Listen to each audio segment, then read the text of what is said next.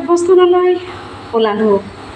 সি ৰাতিপুৱাই গন্তব্যস্থানলৈ ওলোৱা সোমোৱা যিবোৰ পথ, এই পথবোৰৰ কেইবা ঠাইতো দেখিলোঁ ক'ৰবাত গছ বাগৰি পৰিছে, ক'ৰবাত লাইটৰ খুঁটা, ক'ৰবাত লুতুৰি পুতুৰি হৈ পৰি আছে লাইটৰ খুঁটা আৰু গছ একেলগে।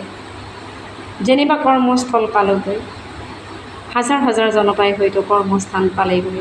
আৰু এই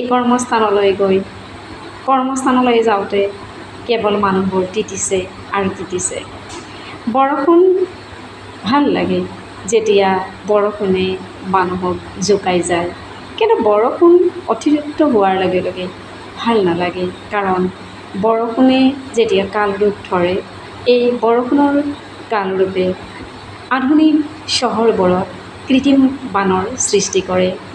কৃত্ৰিম বানে বছৰে নগৰ নাগতিকৰণ নকৰা নহয়।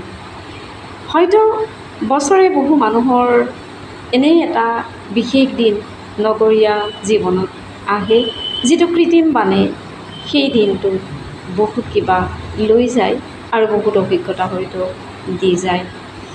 গতিকে মানুহবোৰ ইমান সচেতন, ইমান সাৱধান, তাৰ মাজতে যে বান ঐ বান, কেৱল বান।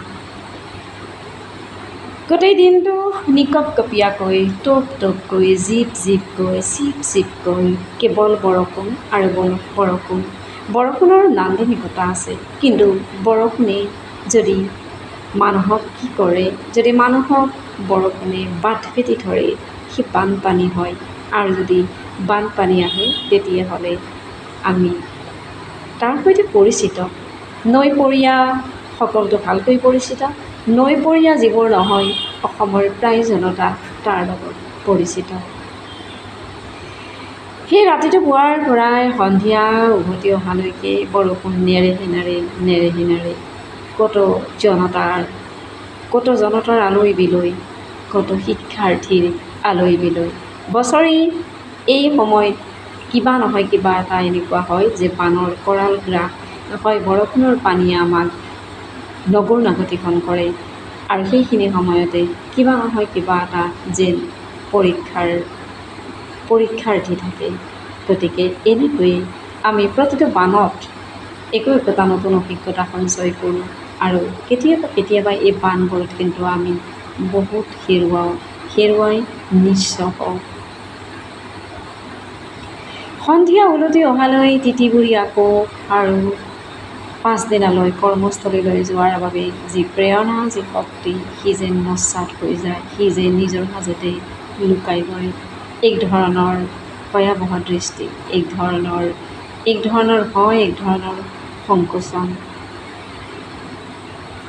শালিকেকলিত ৰৈ বৈ অত ৰৈ তত ৰৈ এনেকৈয়ে আমি নগৰ নাগতিকৰণ কৰি জুন জুলাই মাহত নাইবা মে' মাহত বছৰে হাবুডুবু খাই সময়বোৰ অতিবাদ কৰোঁ। সময়বোৰ আমি কটাওঁ আৰু এটা নতুন বছৰলৈ অপেক্ষা কৰোঁ।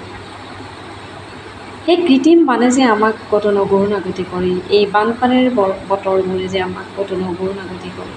আমি কত সাৱধানতা অৱলম্বন কৰিবলগীয়া হয়, কত সাৱধানতাৰ মাজত যে আমি কিমানখিনি হেৰুৱাই আহোঁ, কিমানখিনি চিন্তা হয়, কিমানখিনি দুশ্চিন্তা হয় আমাৰ মাজত।